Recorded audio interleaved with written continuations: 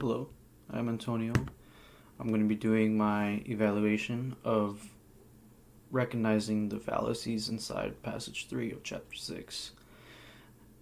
In chapter 6, passage 3 is basically talking about these terrorists that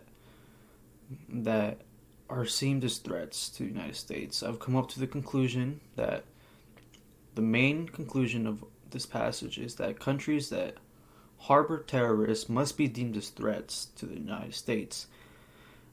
Reason number one: they do not give up the terrorists living in their country. If they do not give them up, then that means that they are working along with terrorists, which means that they are terrorists as well and enemies of the U.S.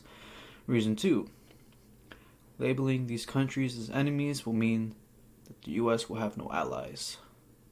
If the U.S. has no allies, then we have no one to work with. Reason number three: if these countries do not choose to give up the terrorists that live inside them, this means that they do not want to see justice done, and they care more about the safety of these terrorists. They also go ahead and label these terrorists as rapists, thieves. Reason number four: there are many countries that disagree with the U.S. policies. If we see these countries that disagree with our policies, they must be viewed as terrorists or threats to the United States as well. These fallacies all connect to a very famous stereotype in the U.S. that is that a lot of Americans, they view Muslims as terrorists.